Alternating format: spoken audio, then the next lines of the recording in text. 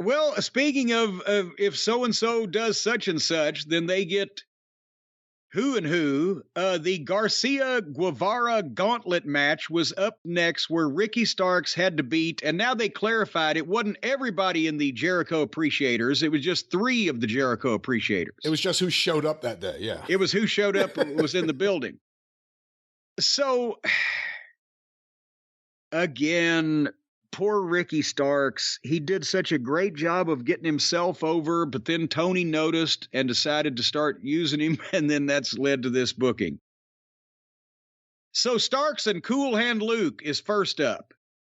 And they started with a sloppy fight, and we never see Cool Hand Luke actually wrestle, thankfully, because now seeing him in tights and trying to work, he looks like shit. The physique, the haircut, the tights, the face, it all screams, I'm a stock boy at Adult World off the interstate.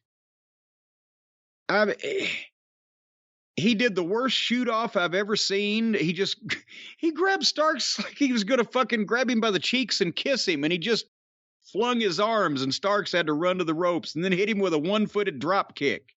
But he made sure to slap his leg. And then finally, in about 2 minutes, Starks hit a spear, 1, 2, 3, but it was the worst Ricky Starks match I've ever seen because of the other guy. So now we've had Starks beat a crummy job guy and look bad doing it. And then here comes Mac Daddy Mac, swing and a miss, and Starks rolls him up 1, 2, 3. At least that was brief. And did this look like goddamn, I hate to say it, but like local outlaw fucking television at this point if somebody spent $100,000 on the production? This looks like Ricky Starks got caught in the web of Jericho, where you have so much energy going in, and then you come out of it like a fucking can of tuna fish.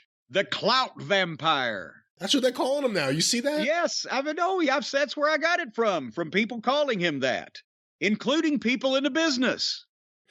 It started with people in the business. Yep. So then Garcia and Guevara both come out. And the question is, who's it going to be? Number 3, is it going to be Guevara or Garcia? And Garcia jumps him, and we establish that. So now we're still in the middle of this. You've heard of who's who of pro wrestling. It's who's that of pro wrestling. And Garcia gets heat on Starks, and the fans are chanting Sammy sucks because he's the only interesting person out there right now. And they go through a break. And they come back finally, and Garcia gives Starks a superplex off the top rope, a full regular superplex off the top rope. Garcia gives to Starks. They take the bump, and then Garcia rolls through and goes to pick him up. And instead, Starks just picks him up and suplexes him for a 2 count. I'm like, what the fuck? Did you see that? How did that happen?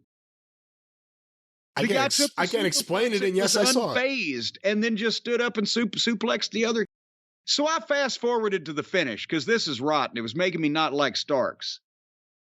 So Starks was on the floor with Garcia. They were both selling there, and the referee's looking elsewhere. And as Stark stands up and leans over the barricade, a guy in a Mil Mascaras mask in the front row gives, in quotation marks, gives him a Judas effect elbow and completely missed him with it. And that was a nice floor camera close-up. Did you see that one? Oh, of course.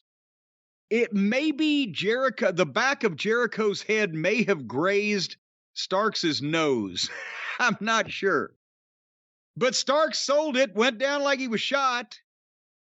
And Garcia goes out there and rolls him into the ring and gets in the ring and covers him. Doesn't even do it. Remember, I always say they always do an extra move. Well, in this case, an extra move was called for.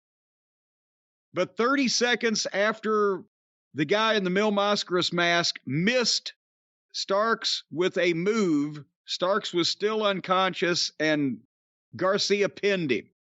Starks doesn't get his match with Jericho. And by the way, guess who got in the ring and took off the Mil Mascaras mask?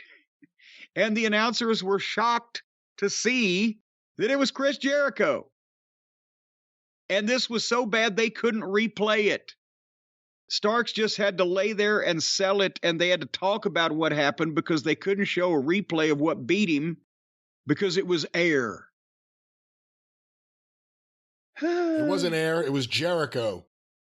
This poor guy got super over. People couldn't wait to see him and MJF. Look at where he is today. Now, at some point, he'll beat Jericho, and they'll say, see? Look what we've done. No.